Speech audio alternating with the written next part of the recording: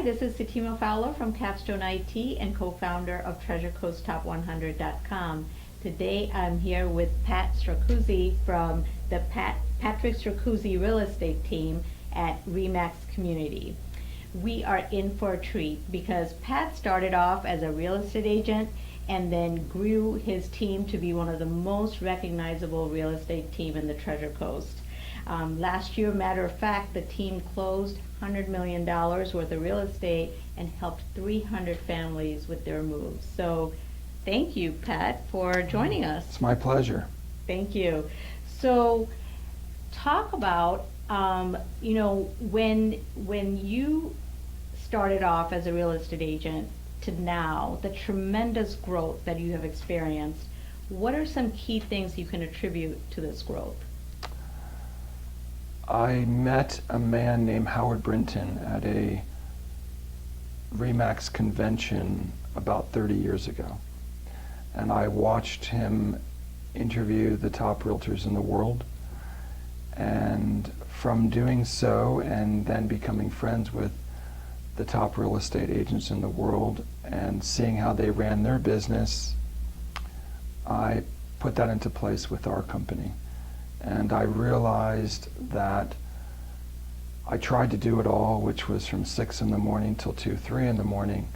But then when I found the greatest people to be in certain positions within the team and the company, doing those items, I could do what my gift in life is, or my I don't know if you would call it blessings, what I do best, which is negotiating, working with buyers and sellers, and then there's someone in place in all the other departments of selling real estate, because it's not just putting a sign up and going to closing. There's quite a few jobs that are entailed with that real estate process.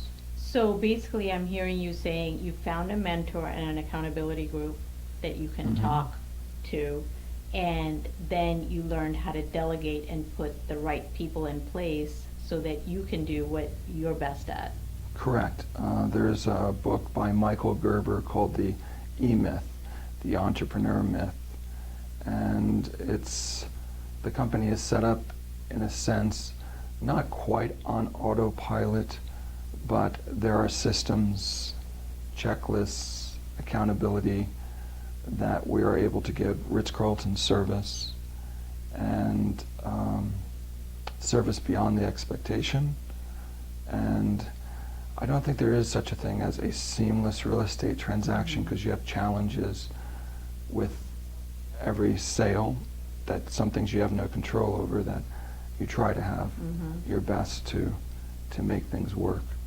Inspections are challenges, there's title challenges, there's many challenges that could happen along the way. It's just overcoming those challenges. I like how you put it. You said challenges. So let me ask you, a lot of the times when people see a successful entrepreneur, they think that, this is the way you've always been. But we know road of an entrepreneur is always up and down. So you obviously face setbacks and challenges. What is your mindset when you're facing these challenges? And because we all do, how do you get out of that? And I also noticed some rocks behind us, so tell me what all that means. Well, if you can replace the word challenge with the word problem, so problem sounds scary, but instead the problem becomes a challenge, and to overcome them. These rocks symbolize pretty much gratitude, and I've used it in Little League with children to adults, and I keep one in my pocket, even my team members, and every time you go in your pocket and you touch it, the immediate thing that you think about is gratitude. So the more gratitude that you have in life, the more that comes back to you. So I start my morning every morning with, before the morning starts, to write down the 10 things that I'm most grateful for, go back to those 10 items, read them again, and write thank you, thank you, thank you. What will happen is the gratitude will then go on things that we take for granted, such as being able to see, being able to have fingers to touch, to be able to breathe, for our family's health, our health. Someone that may have touched our lives that day before who is having a challenge with bone cancer, and having that opportunity to talk to that person. So even in life, there are times that things that you face that could, have a setback or a challenge, and instead you take that and turn it into an opportunity, and understand that even if it is a setback that's so bad, that you take the mindset that even things that are bad are good. So this concept of the gratitude rock, do you give something like this to your clients, to your employees? Are all your employees has heard you talk about the gratitude rock, and are they kind of practicing it? I would say so. The majority. Sometimes people think it's neat. There are times where I'm with somebody throughout the day, and there's a friend of mine named Floyd Wickman. He's a Hall of Fame speaker. He was legendary in real estate icons ago. Okay. And he would say sometimes we have to change our stinking thinking. I love that. Change your stinking thinking. There are times you have to get on your knees and send some emails to heaven. And, whatever it is. Heaven at google.com, gmail.com? Something that he came up with and calls it emails. But I think that as long as we can always give other people hope. Nice. And understand that, because in selling real estate, you're dealing with people's lives. And the challenges that some of the people that go through, it's almost like we need to go through some life courses in order to sell real estate. Because you could deal with things through the decades of selling real estate. For example, the time of short sales. A lot of people were losing homes. They were victims of the market, victims of given mortgages that really should not have been given those mortgages. And I remember once there was a lady, a spiritual person with children. Her husband tried to take her life for the guilt of this house and the mortgage.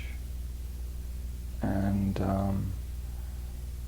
and I had to basically tell her, stop feeling guilty. This isn't your fault. You were a victim of this situation of given a mortgage you shouldn't have been given, that you really couldn't afford. And right now, focus on your children. Focus on the pictures on the on the refrigerator that they have drawn, and know something good will come out of the situation. And I remember it was holiday time, and they gave me a picture of them all looking up to the sky with a thank you. And there are times you don't even get paid. And if you take the focus off of the money and focus on the people. And there was this saying that once was said, I don't know if it's still up in the back room, but people don't care about how much you know until they know how much you care. And it's the softening of your heart. Wow. There's times we get such hardened hearts, happens in your life, that you have to soften your heart. I love the human connection that you're talking about, and bringing it to business, and because it's all the same, business is just transaction of helping somebody. So so you've built this tremendous successful real estate team, and you're so recognizable in the Treasure Coast. You're not in the business alone. Your family's part of the business. So talk to us about some of the family-run business, challenges, as well as, obviously the good things, and how do you manage to that?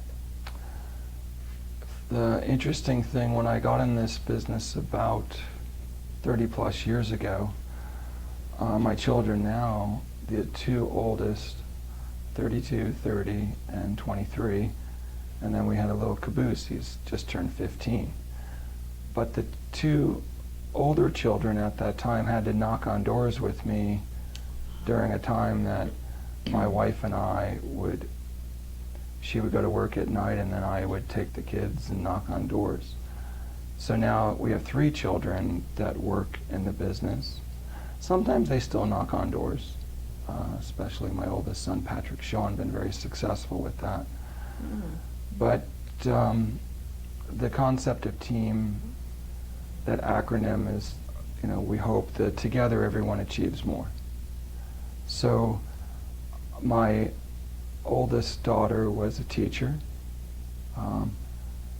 Teachers don't really get paid what they deserve to get paid in the world. And she saw her brother doing very well, and she says, "Daddy, I want to come home." She got her license. I made her get her license when she was 18. So she's helping with the everyday operations. Okay. She is working with the accountant, with another person that's in management, and she oversees the profit and loss statements, running it like a business, making executive decisions, and then also being an extraordinary cheerleader to the team players. And my oldest son and I, as well as Lauren and Sarah, who's 23, and as well as many of my other team members that are somewhat like family members. And some of the people have been with me forever. And you have to realize, ego means edging God out. And you think you can do everything yourself, it can sometimes almost be virtually impossible. But if you have others who share with the same goal, and you enroll other people into what your dreams are, anything is possible. So we have to open up doors at times. And you might be in one location, and somebody will call immediately to see a property. And certain properties have to have accompaniment and doors that are opened. And it's a wonderful peace of mind that if I'm in one location, that door can be opened and secured properly. So if you were giving feedback to another team member versus, like, say, your son or your daughter, do you handle it different way? Are they do they receive that information same from you as another team member might? I can even see that sometimes in my 15-year-old, that sometimes if the advice or recommendation, I might give it to someone else that will give it to them. Okay. Sometimes that happens. Depends on the situation. But the word transparency is great. Being transparent with someone and not being afraid to say how you feel versus holding it on, and you can carry something with you that you can't function. Yeah, exactly. So it's best to be transparent. And we have group meetings on Mondays where we'll go around in a circle, talk about what we're doing in our business this Monday. It's a good habit to focus also on what was your top 10, what was the best thing that happened to you for the week. And it's wonderful to see when the best thing that happened to you for the week is not on yourself, it's on helping someone else. Oh, nice. So, nice. but I could not do what I do if it wasn't for everyone behind the scenes. Nice. Yeah. Well, thank you. It's my pleasure. Thank you so much for all your insight. Thank you for being on Treasure Coast Top 100. Do you have any last words of advice for other entrepreneurs? I would say that, the best thing to do is if you could have an accountability partner, or, you take a couple of people who, I have a friend of mine that sometimes I wonder if he's a saint or an angel in my life. So I can pick up the phone, it's like your hotline, and I can call that person about business, about family, and identify and I think it would be almost like those people on those game shows. I'd like to make a call to somebody so I could pick up that phone at any time of the day and get advice. So if you can surround yourself and understand, my mother used to say, you are who your friends are.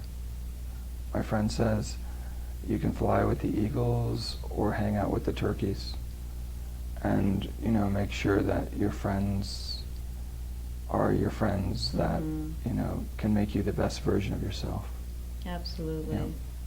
Very profound. I love it, but it's so practical. Well, thank you so much.